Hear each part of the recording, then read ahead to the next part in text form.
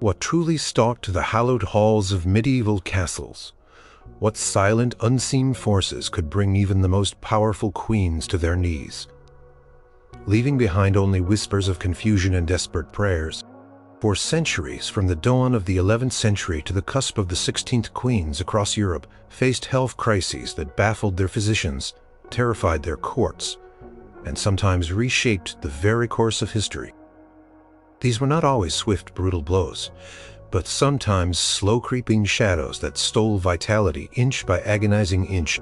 Their illnesses were often observed, documented, and debated. Yet their true nature remained shrouded in a veil of medieval medical. What hidden torments afflicted the bodies of these queens, leaving a legacy of mystery that endures to this very day? Number 1. Eleanor of Castile. Queen Eleanor of Castile, the devoted wife of King Edward I of England, was a figure of immense strength and intelligence. She was not merely a royal consort, but a shrewd businesswoman, a patron of the arts, and a constant companion to her formidable husband, even on his arduous military campaigns. Their bond was legendary.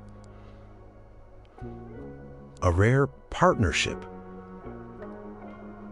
in a time when royal miances. It was on one such journey, a royal progress through the northern reaches of England in the year 1290, that a terrifying shadow began to cling to Queen Eleanor. It started subtly, a pervasive tiredness that no amount of rest seemed to alleviate. Then came a persistent low-grade fever, a warmth that settled deep in her bones and refused to depart. It was not the burning heat of a sudden sickness, but a slow, continuous ember, silently consuming her strength. Her physicians, learned men who had studied the ancient texts of Galen and Hippocrates, observed her with growing concern. They felt her pulse, noted the lack of her usual vibrant color, and puzzled over the symptoms that refused to coalesce into any recognizable pattern from their books. The fever lingered, day after day, week after week, a silent tormentor that slowly sapped her vitality. She began to lose her appetite, the richly prepared dishes of the royal table holding no appeal. Her once firm flesh seemed to recede, her garments hanging more loosely on her frame. The process was agonizingly gradual, a slow erosion of her being. She grew visibly thinner, her features becoming sharper, her eyes holding a deep, unsettling weariness. The journey continued as royal itineraries rarely stopped for illness, but each mile must have been a new torment for the queen. The jolting of the carriages, the damp chill of the autumn air, the constant pressure to maintain a semblance of her royal dignity, all would have exacerbated her suffering. Her breath might have grown shorter, a persistent cough perhaps, racking her frail body. There were vague aches, a dull, pervasive pain that settled in her joints and muscles, making movement an effort. The physicians tried their customary remedies, purges to expel imagined bad humors, herbal concoctions steeped in ancient knowledge, perhaps even bleeding to release the supposed excess of blood thought to cause fevers, but nothing seemed to work. The fever held fast and the slow wasting continued, a relentless, unseen force stealing her away. The court watched in despair. King Edward, usually a man of unwavering resolve, was increasingly distraught. He had consulted the most skilled doctors in his realm and perhaps even sought foreign advice, but each one offered only learned theories and ineffective remedies. Queen's body was a battlefield, silently fighting an enemy that no one could identify or understand. The mystery of her fading strength was a constant, terrifying presence. Was it a lingering chill caught on the road, a subtle poison consumed unknowingly, or a deep imbalance of humors that even the wisest physicians could not rectify? Queen, once so vital and active, became increasingly confined to her chambers, her energy so depleted that even receiving visitors became an ordeal. Her world shrank, defined by the relentless grip of her illness. On November 28, 1290, in the small village of Harby, in Nottinghamshire, Queen Eleanor of Castile finally succumbed to the unseen tormentor that had clung to her for so long. Her death was a moment of profound grief for Edward I, who commissioned the erection of 12 magnificent crosses, known as the Eleanor crosses. At each place her body rested on its journey back to Westminster Abbey. These monumental tributes stand as a testament not only to his enduring love, but also to the enduring mystery of the slow, relentless illness that stole his queen. The nature of her wasting fever remained unknown to the medical minds of her time, and it continues to baffle historians, a silent, puzzling end to a powerful life. Number 2. Philippa of Hainault. Queen Philippa of Hainault, the cherished wife of King Edward III of England, was a beloved figure in her adopted homeland. Known for her kindness, her shrewd counsel, and her formidable intelligence, she was a popular queen whose long marriage to Edward was marked by companionship and political success. She bore him many children, including the celebrated Edward the Black Prince, and she often acted as regent during her husband's absences on campaign. Her life was one of activity, influence, and robust health for many years. However, as she entered her later years, a distressing and baffling affliction began to take hold of her body, transforming her familiar appearance and slowly suffocating her spirit. The onset of her illness was insidious, a subtle puffiness that began in her ankles and feet, slowly spreading upwards.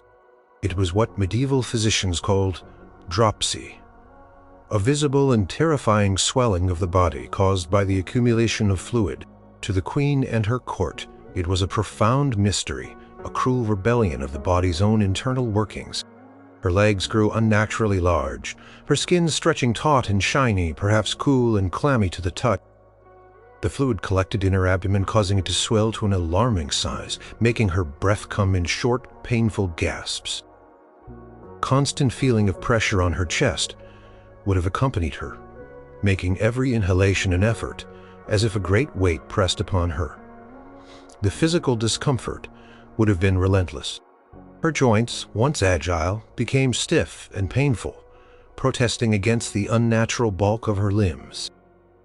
Each movement became a struggle, the weight of her own body a monumental burden.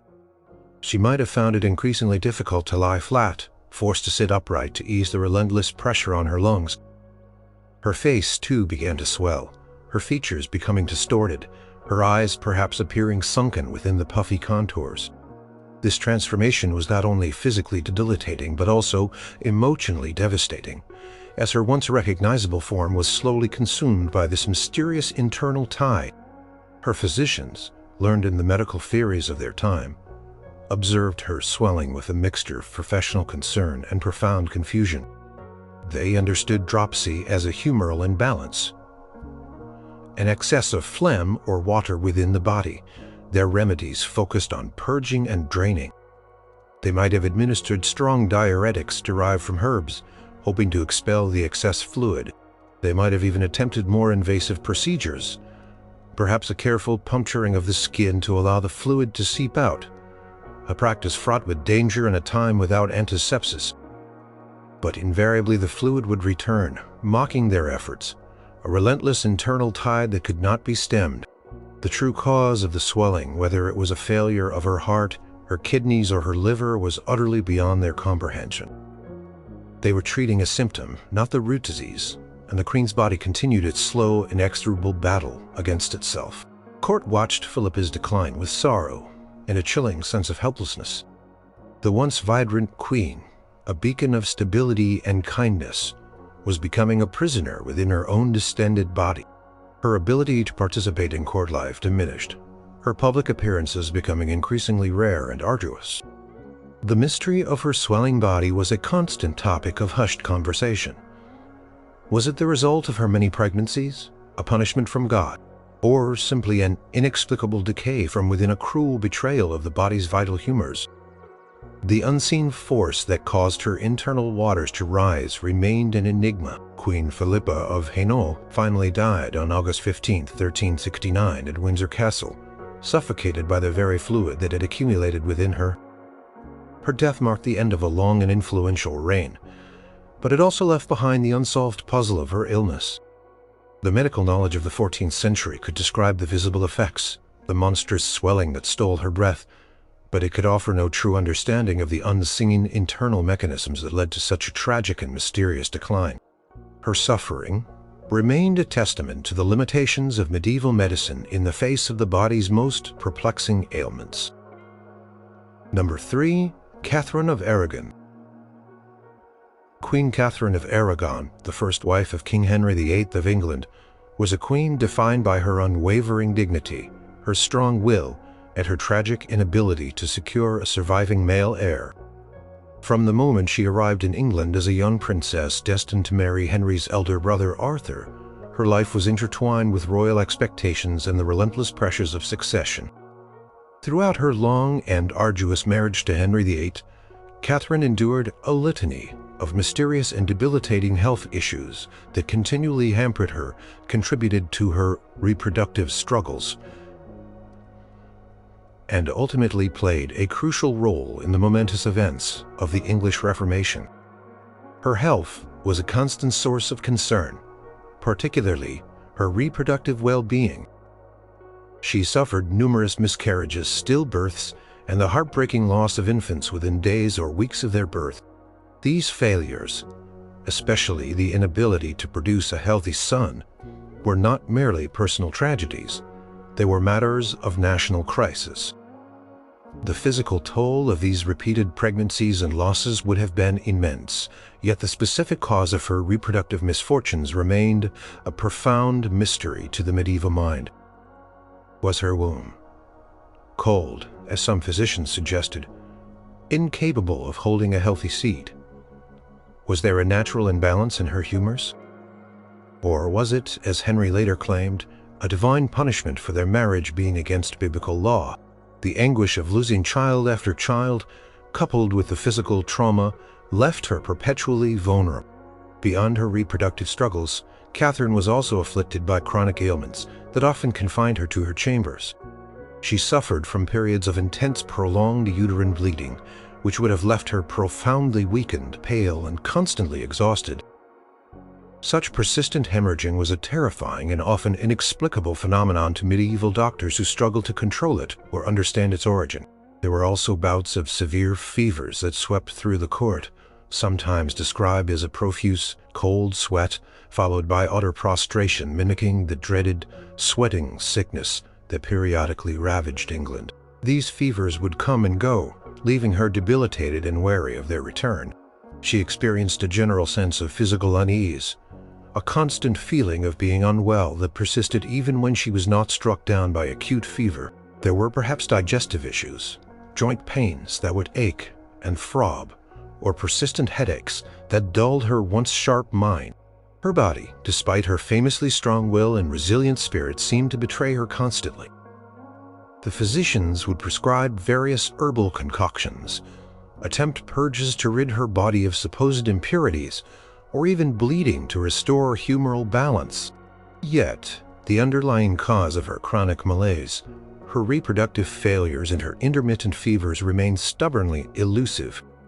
They could observe the symptoms, try to alleviate the pain, but the fundamental reason for her body's deep-seated struggles was a profound enigma. The strain of her public and private life, her political anxieties, and the continuous pressure to bear a son undoubtedly exacerbated her physical ailments. But medieval medicine could not truly account for such a complex interplay of mind and body. Her suffering was deeply personal, but it unfolded on a grand public stage, influencing the most critical decisions of her husband's reign. The mystery of her persistent ill health, her failing pregnancies, and the unpredictable nature of her recurring fevers fueled speculation and despair. Catherine of Aragon, the steadfast queen, finally died on January 7, 1536, at Kimbolton Castle, after years of declining health and forced separation from her husband. Her death brought an end to her personal suffering, but it cemented a pivotal moment in history, leaving behind the unanswered questions about the mysterious chronic conditions that plagued her life and played a silent, yet powerful role in shaping the destiny Her body remained a puzzle, its secrets undiscovered by the limited understanding of the time. Number 4. Elizabeth of York. Queen Elizabeth of York, the gentle and beloved wife of King Henry VII of England, held a unique and pivotal position in English history. As the daughter of King Edward IV and Queen Elizabeth Woodville, she was a symbol of the White Rose of York, and her marriage to Henry VII, the Lancastrian claimant, effectively united the warring houses and brought an end to the brutal wars of the Roses. She was known for her beauty, her kindness, and her steady influence on her often brooding husband. She bore him many children, securing the Tudor dynasty, but it was in the very act of dynastic duty that her life tragically ended. In early 1503, Queen Elizabeth was once again pregnant, awaiting the birth of her 7th child. On February 2nd, a daughter, Catherine, was born at the Tower of London. The birth itself, while always perilous in the medieval era, seemed to pass without immediate complication. However, in the days following the delivery, a swift and terrifying change came over the Queen. It was the dreaded childbed fever, or puerperal fever, a silent, invisible assassin that stalked new mothers in a time before the understanding of germs or hygiene. To the medieval physicians, it was an unfathomable reversal of fortune, a sudden plunge from the joy of new life into the abyss of death. The symptoms would have manifested rapidly and ferociously.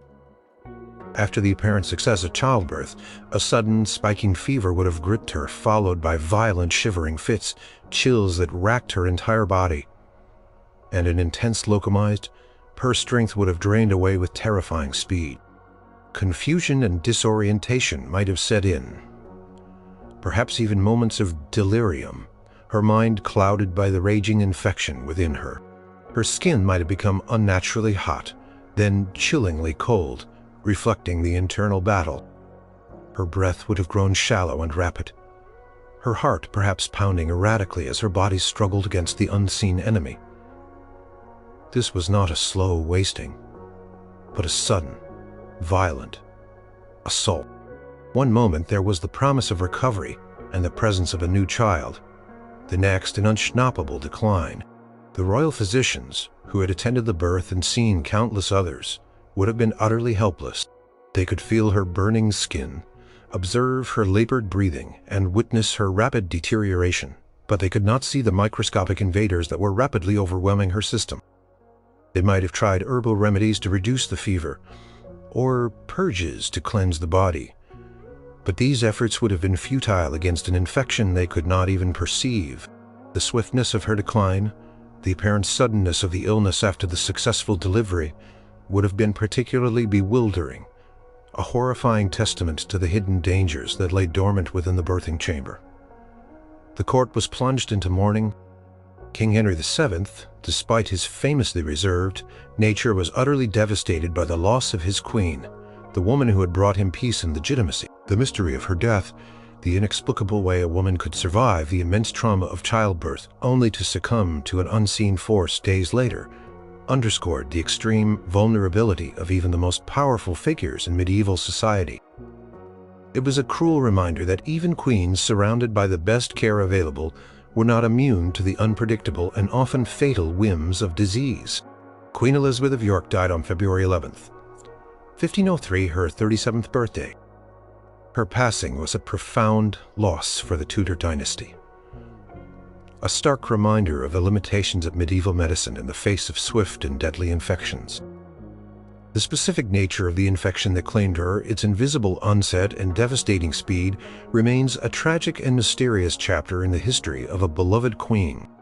Her death was a stark and baffling testament to the hidden perils that awaited women in the sacred yet perilous act of bringing forth new life. Number 5.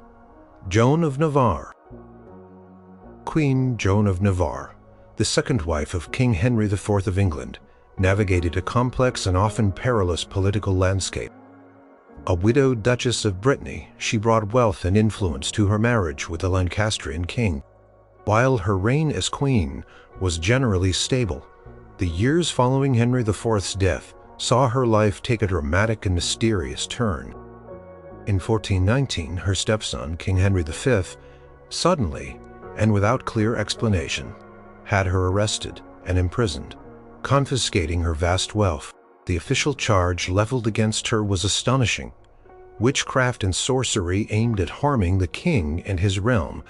While she was later cleared of these accusations, the very nature of such a charge raises questions about what might have been observed in her own physical or mental state, or that of the king, to prompt such a terrifying accusation.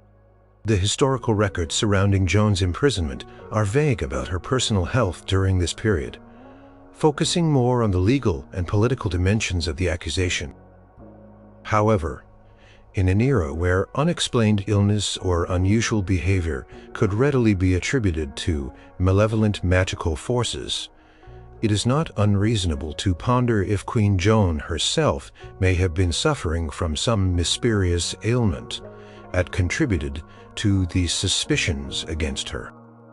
Perhaps she displayed symptoms that were perplexing to her attendants, or her demeanor changed in ways that were deemed suspicious. The intense stress of being accused of witchcraft, stripped of her assets, and confined would undoubtedly have taken a profound toll on her physical and mental well-being, manifesting in ways that medieval observers might have struggled to comprehend. One could imagine a slow, debilitating pain that left her withdrawn and irritable, causing her to seek solitude and avoid public appearance, which could have been misconstrued as secretive behavior. Or perhaps she suffered from strange sensations in her limbs, inexplicable tremors, or a persistent feebleness that baffled her physicians. Recurrent fevers appearing and disappearing without obvious cause might have left her drained and confused, her periods of lucidity interspersed with bouts of disorientation. Her eyes might have appeared haunted, or her skin unusually pale, signs of a hidden battle within her body. To a medieval mind, such baffling physical complaints, especially in a powerful woman who had previously been vital, might have been linked to unseen forces, whispers of sorcery growing louder with every unexplained symptom. The physicians attending her, constrained by the limited knowledge of the 15th century, would have been at a loss to explain such elusive symptoms. They might have attempted herbal remedies to soothe her pains or purges to cleanse her body of imagined malign influences, but the source of her suffering, whether physical or stress-induced, would have eluded them. The lack of a clear, definable illness would have only deepened the mystery surrounding her. Was her body reacting to profound psychological distress? Was she genuinely afflicted by a long-term, undiagnosed condition that made her appear other? Or was her ailing merely a symptom of the political machinations arrayed against her? Her physical decline interpreted through the lens of suspicion. Ultimately, Queen Joan was released from her imprisonment, and her lands and fortune were restored, suggesting the accusations of witchcraft were politically motivated, rather than based on any concrete evidence of sorcery. However, the shadow of the accusation and the profound mystery of what prompted it, in the first place, or what physical or mental state she might have been in to inadvertently fuel such suspicions, remains a compelling unanswered question. Her time in confinement, marked by such an alarming charge, was undoubtedly a period of great suffering, the physical manifestations of which would have been deeply confusing to observers. Joan of Navarre lived until 1437, quietly passing away in her later years. Yet the chapter of her life marked by the witchcraft accusation and the unstated physical or mental turmoil she may have endured during that period remains a fascinating and mysterious film. Number 6. Joanna of Castile. Queen Joanna of Castile, daughter of the formidable Ferdinand and Isabella of Spain, and mother of the future Holy Roman Emperor Charles V, bore a legacy of immense power and profound tragedy. Known to history as Joanna the Mad, her life was consumed by an all-encompassing grief for her handsome and halleck husband, Philip the Handsome. This grief, combined with deeply unconventional behaviors, led to her effective confinement for over 4 decades. While her mental state is widely recognized as profoundly disturbed, the physical manifestations of her agony and the mysterious interplay between her mind and body present a horrifying and enduring puzzle. Joanna's affliction was not merely a melancholia, but an extreme state of obsession and neglect that profoundly impacted her physical well-being. After her husband's sudden death in 1506, her grief transcended conventional mourning. She refused to bury his body for years, carrying it with her on endless, aimless journeys across Spain. Often in freezing weather, she would repeatedly open the coffin to gaze upon his decaying corpse, often embracing it, a ritual both horrifying and baffling to her attendants. This obsessive behavior directly led to severe physical neglect.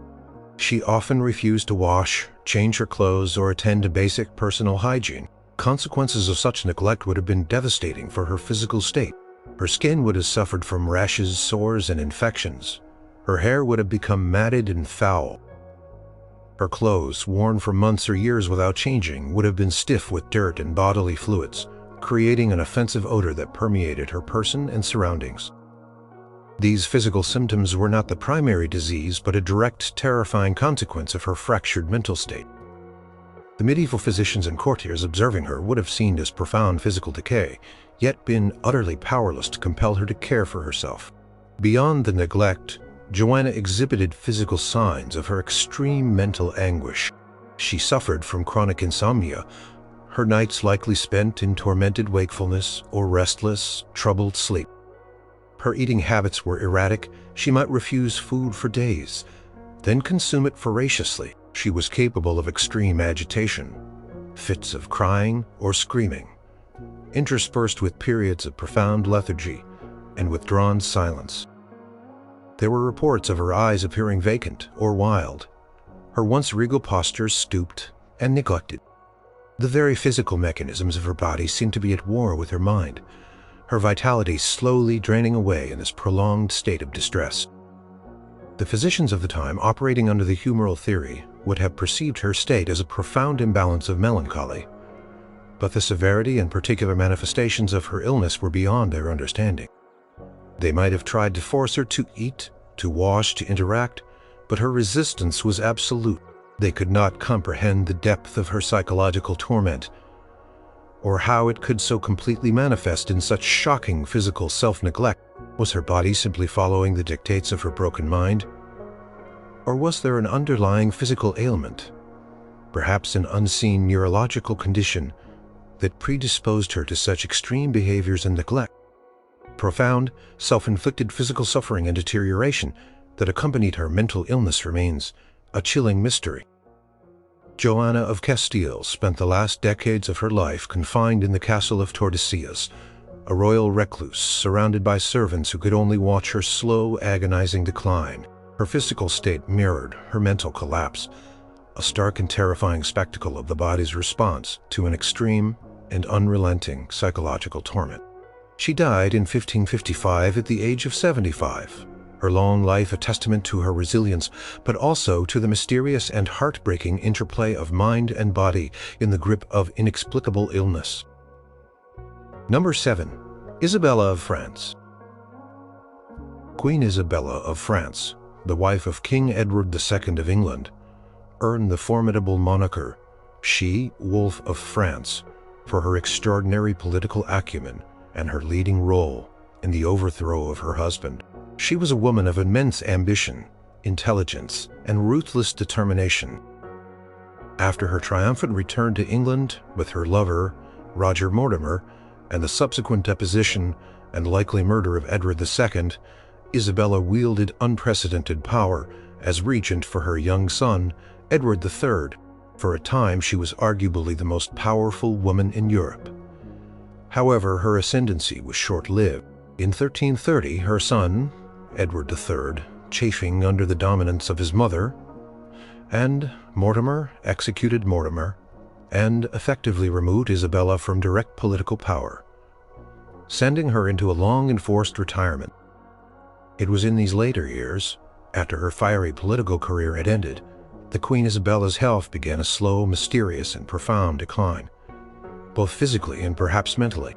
The historical accounts of Isabella's later life, particularly from the mid-1330s onwards, until her death in 1358, hint at a pervasive and debilitating decline that perplexed those around her. It was not a sudden, acute illness, but a creeping shadow that slowly enveloped her. She reportedly sank into a profound, prolonged state of physical weakness, and what some chroniclers vaguely described as a loss of her wits or a lapse of reason. The exact nature of this decline remains a profound mystery, leaving historians to ponder the specific affliction that claimed her. One could imagine a gradual loss of physical strength, a growing feebleness that made movement increasingly difficult, perhaps a persistent tremor in her limbs, or a slow shuffling gait. Her once sharp mind might have begun to dull, her memory fading, her awareness becoming clouded and disjointed. She might have become withdrawn, spending her days in quiet solitude, a stark contrast to her earlier fiercely public persona. There might have been moments of confusion, perhaps even periods of distressing agitation or deep pervasive sadness that alternated with moments of quiet resignation. Her speech might have grown slurred or difficult, her once clear voice becoming faint and uncertain. The physicians attending her would have observed these changes with a mixture of professional concern and utter bewilderment. They might have attributed it to age or a deep-seated melancholia brought on by her forced retirement and the loss of her power.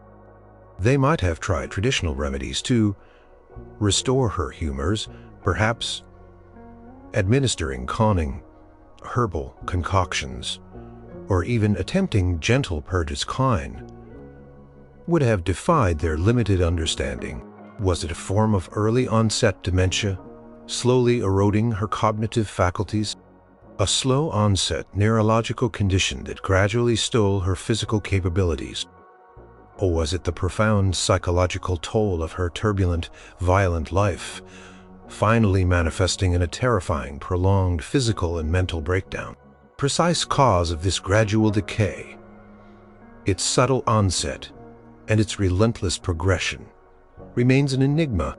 Isabella, the once terrifying she-wolf, became a quiet, ailing figure, effectively confined to her residences, a stark contrast to the dynamic and dangerous woman she had once been. Her physical and mental decline served as a poignant, if baffling, coda to a life of extraordinary drama and power. The mystery of her final long years of suffering, the slow fading of a once brilliant mind and formidable body, the unpredictable and often inexplicable ways in which illness could claim even the most powerful individuals in the medieval world. Queen Isabella of France finally died on August 22, 1358 at Hertford Castle. Her death marked the quiet end of a life that had once roared with political might, leaving behind the unanswered questions about the pervasive and mysterious illness that gradually stole her vitality and dimmed her once formidable presence. Number 8. Margaret of Anju. Queen Margaret of Anju, the resolute wife of King Henry VI of England, was arguably the most formidable and tragic queen of the Wars of the Roses. A proud and determined woman, she fought relentlessly to defend her husband's fragile claim to the throne and secure the Lancastrian succession. Her life was a maelstrom of conflict marked by military campaigns, devastating defeats, and profound personal losses, including the death of her only son. Throughout these decades of relentless struggle, Queen Margaret endured immense mental and physical strain, which undoubtedly took a mysterious and profound toll on her health, manifesting in periods of deep physical exhaustion and profound despair that baffled those around her. While historical records do not pinpoint a single definable illness that afflicted Margaret of Anjou, her entire physical and mental being was clearly breaking under the immense and prolonged pressure of her life. The strain of constant warfare, the anxieties of political maneuvering, the emotional devastation of battlefield losses, and the crushing grief of losing her beloved son all combined to create a profound and mysterious toll on her body and mind. It was a prolonged state of physical and mental suffering that was both agonizingly apparent to observers and utterly incomprehensible to medieval medical understanding.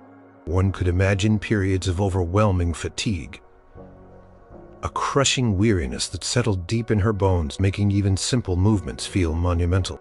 Her body, constantly on the move, would have been perpetually exhausted, her muscles aching, her joints stiff. Sleep would have been a rare luxury, often troubled by nightmares of battle and betrayal, leaving her constantly in a state of nervous agitation. She would have suffered from intense headaches pounding relentlessly, or a pervasive sense of malaise that no amount of rest could alleviate. There might have been digestive disturbances, a persistent loss of appetite, or recurring nervous tremors that reflected the internal storm raging within her. Her emotional and psychological state would have mirrored her physical struggles. Periods of intense sorrow and profound melancholia would have descended upon her, tears, perhaps flowing without cause, or a terrifying numbness settling over her spirit. These bouts of despair would have been interspersed with moments of fierce determination, reflecting her indomitable will, but also palmating the unpredictable swings in her overall well-being. Her once vibrant spirit might have dimmed her eyes, perhaps appearing haunted by the ghosts of her past and the terrors of her present. The physicians of the era would have recognized melancholy as a humoral imbalance, but they would have struggled to connect it to the profound physical manifestations of Margaret's chronic stress and trauma. They would have tried traditional remedies to balance her humors, perhaps offering soothing herbal concoctions or advocating periods of rest. But the root cause of her suffering, the sheer unremitting burden of her extraordinary life, was beyond their purview. They could only observe the Queen's fluctuating health, her periods of near collapse, and her inexplicable resurgences, unable to truly understand the complex interplay of her besieged mind and body. Margaret's physical and mental state directly impacted her judgment and her ability to lead. At times, she appeared indomitable, capable of inspiring armies and making shrewd political decisions. At other times, she seemed utterly broken, unable to cope with the relentless pressures. This fluctuating state of health made her a complex, unpredictable, and ultimately tragic figure, her physical and mental suffering a silent yet powerful character in the great historical drama of her life. The mystery lay in how her body reacted to such prolonged and extreme psychological torment, a terrifying testament to the hidden connections between mind and physical form that medieval medicine could not decipher. Margaret of Anju finally died in 1482. In France, a queen long since removed from the brutal stage of English politics. Her legacy remains that of a fiercely protective queen, but also one whose enigmatic illnesses and profound suffering underscored the devastating and mysterious toll that an extraordinary life could exact on the human body. Number 9. Anne of Bohemia. Queen Anne of Bohemia, the beloved wife of King Richard II of England, held a special place in the hearts of both her husband and the common people. She was known for her gentle nature, her advocacy for the poor, and her quiet influence on rich. Their marriage was a famously devoted one, a rare beacon of affection in a world of political alliances. However, their story, like many in the medieval era, was destined to be tragically cut short by the swift and brutal hand of an unseen killer. In 1394, after just 12 years of marriage, Queen Anne was suddenly struck down by a mysterious and virulent illness that took her life with terrifying speed.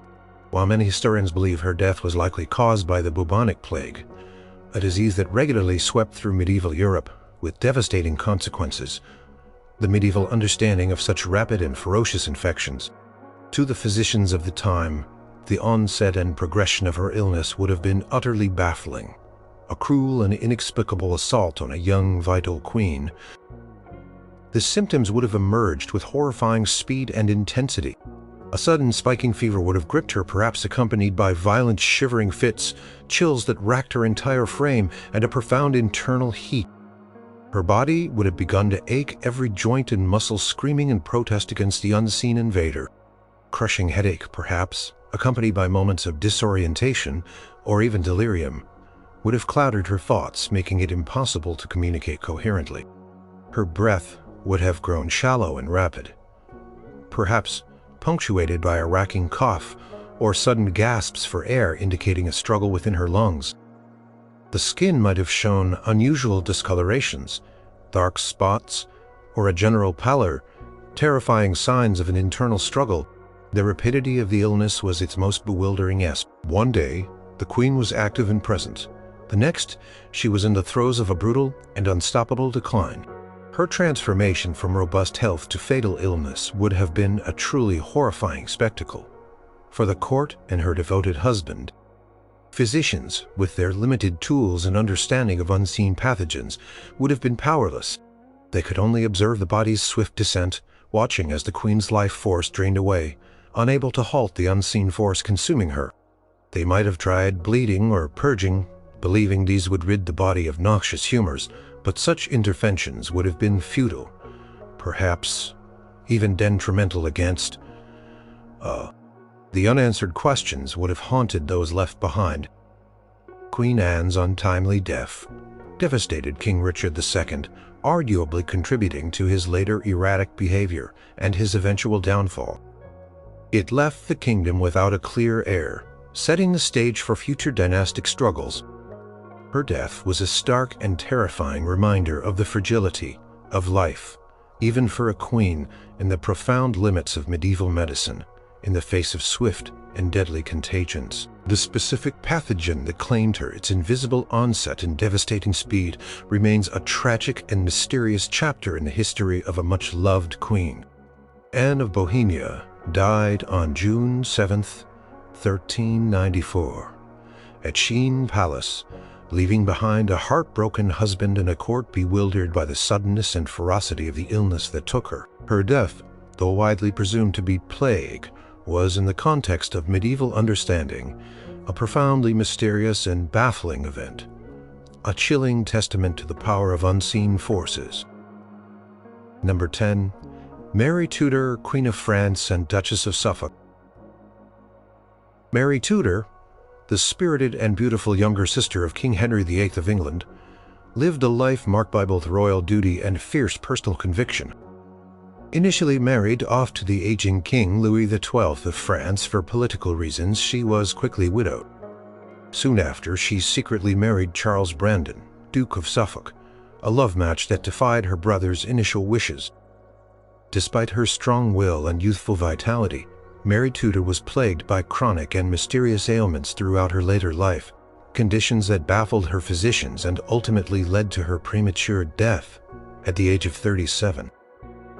One of the most persistently described symptoms of Mary's mysterious illness was what was commonly referred to as dropsy, a severe retention. This would have manifested as a distressing and unnatural enlargement of her limbs, face, and abdomen. Her skin would have appeared stretched, perhaps, unnaturally shiny and cool to the touch. This accumulation of fluid would have made breathing increasingly labored, a constant feeling of breathlessness that would have accompanied her making even slight exertion an effort. The weight of her own body, distended by internal waters, would have become immense, each movement a painful struggle. Beyond the visible swelling, Mary also suffered from other mysterious conditions. Chronic fevers, sometimes described as a persistent low-grade burning, would have sapped her energy and left her constantly fatigued. She might have suffered from a persistent cough or a general sense of malaise that defied specific diagnosis. Her physicians, trained in humoral theory, would have seen the dropsy as an imbalance of bodily fluids, an excess of cold, watery phlegm. They would have attempted various remedies, strong purgatives and diuretics derived from herbs, hoping to expel the excess water. They might have even considered or performed careful incisions to drain the fluid, a risky procedure in an age without proper sanitation. However, the fluid invariably returned, mocking their efforts, indicating an unseen internal failure that their knowledge could not pinpoint. The specific cause of her chronic swelling and general malaise remained a profound mystery. Was it a slowly failing heart struggling to pump blood effectively, leading to fluid backup? Was it a malfunction of her kidneys, unable to filter waste from her blood? Or was it a disease of the liver silently decaying within her?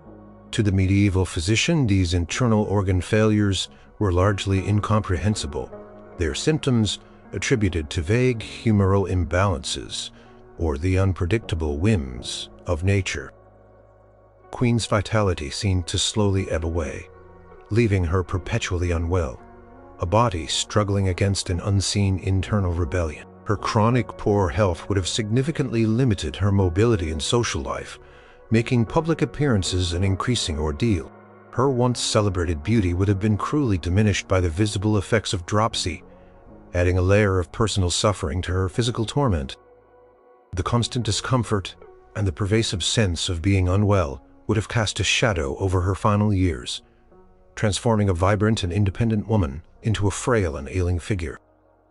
Mary Tudor, the Queen of France and Duchess of Suffolk, finally died on June 25, 1533, at her beloved home of Westhorpe Hall. Her death, at a relatively young age for a royal, was attributed by some to a consumption or wasting disease, and by others to her persistent dropsy. Her early demise left behind not only a heartbroken husband and family, but also the enduring mystery of the complex chronic conditions that plagued her life and baffled the medical minds of her time. Her body, in its slow, enigmatic decline, became a testament to the unseen internal forces that defied the knowledge of the medieval world. Number 11. Berengaria of Navarre. Queen Berengaria of Navarre holds a unique and somewhat enigmatic place in English royal history. She was the wife of the legendary Richard the Lionheart, a queen who famously never set foot in England during her husband's reign. Their marriage, formed during the Third Crusade, was a political alliance, and much of her life was spent separated from her adventurous husband, who was often engaged in warfare or imprisonment.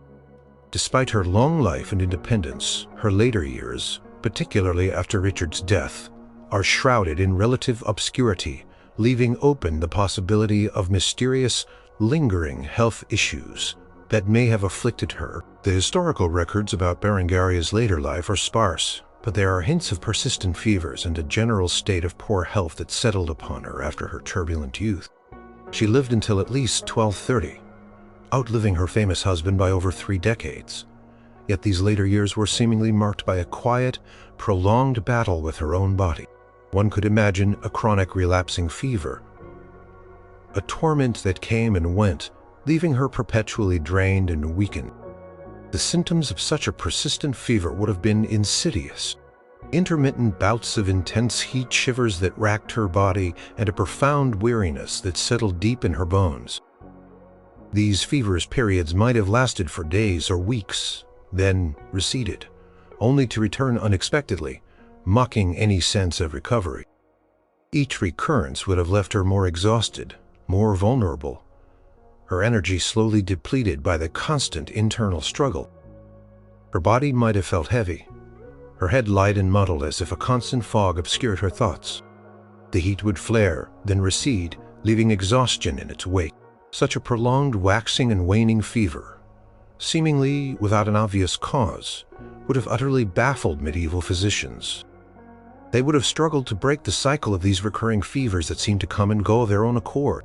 They might have attempted cooling remedies or hot compresses, or relied on bloodletting and purging, all aimed at restoring a supposed humoral balance. The unseen source of the fever, whether it was a chronic infection, a parasitic ailment picked up during her early travels, or some other long-term condition, would have been entirely beyond their comprehension. The persistent, low-level thrum of unwellness beneath the surface of her life would have been a constant, bewildering companion. Her mysterious ailments would have limited her ability to exert influence or travel, confining her more often to her residences in France, where she lived out her long widowhood in relative quietude. Her personal suffering would have been largely unseen by the wider world, adding to the mystery of her quiet endurance. The lack of detailed accounts only serves to deepen the enigma of her health. Was it the after effects of foreign travel and exposure to new climates? A lingering chronic infection that subtly undermined her health for decades? or simply a profound, enduring fatigue that settled upon her after the dramatic upheavals of her youth and her husband's absence. Berengaria of Navarre, the queen, who never truly reigned in England, died after 1230. Her exact date of death uncertain. Her later life, shrouded in a quiet mystery, leaves historians to ponder the nature of the unseen ailments that may have silently consumed her vitality, a testament to the hidden burdens carried by even the most secluded of medieval queens. The slow, lingering fevers and general poor health attributed to her remain an unsolved puzzle, a silent testament to the body's mysterious inner workings. Number 12. Ajith of Wessex. Queen Ajith of Wessex, the wife of King Edward the Confessor, and sister of the ill-fated King Harold Godwinson, was a woman caught in the tumultuous tides. Pre-conquest England, her life was a delicate balance of power and precariousness, marked by political intrigue and the shifting loyalties of powerful Anglo-Saxon noble families. Despite her influential position as queen and her formidable intelligence, her later years were reportedly marked by a slow, creeping decline, a pervasive infirmity that began to consume her vitality. This gradual wasting away presented a subtle yet profound mystery to the medical understanding of her time. The illness that afflicted Queen Ajith in her later life was not a sudden dramatic onset, but rather an insidious and prolonged process. It was described as a gradual wasting away, a slow erosion of her strength and her vibrant spirit. She experienced a persistent loss of vitality, a general lassitude that no amount of rest could dispel. It was not merely being tired, but a fundamental depletion, a sensation of her very essence slowly draining from her. Her body might have felt heavy, her movements increasingly difficult, her once active demeanor replaced by a pervasive stillness. The symptoms would have been subtle and difficult to pinpoint definitively, a loss of appetite perhaps leading to a gradual visible weight loss, pervasive sense of weakness that made daily tasks arduous. Her skin might have taken on a pallid hue, her eyes appearing more sunken, reflecting the internal struggle. There might have been persistent aches, a dull pain that settled in her joints or muscles, or a chronic digestive unease that left her constantly uncomfortable. The pervasive feeling was one of her body slowly betraying her, becoming less and less like the vital queen she once was. The physicians of the 11th century, with their rudimentary understanding of anatomy and disease, would have been utterly baffled by such a vague, prolonged decline. They would have struggled to find a single, identifiable cause for her slow wasting. They might have attributed it to an imbalance of her humors, or a general coldness or dryness settling in her body due to age. They would have offered remedies, such as herbal concoctions designed to fortify her, or perhaps gentle purges to cleanse her system, but these would have been larger, remained unseen and unknown. Was it a grief-induced wasting, a physical manifestation of the anxieties of her position after the Norman conquest? A slow internal corrosion, a chronic disease that subtly consumed her from within? The silent, inexplicable nature of her decline was a source of profound mystery. Her increasing fragility would have subtly diminished her political agency, making her seem less formidable in a court that valued physical robustness and active presence.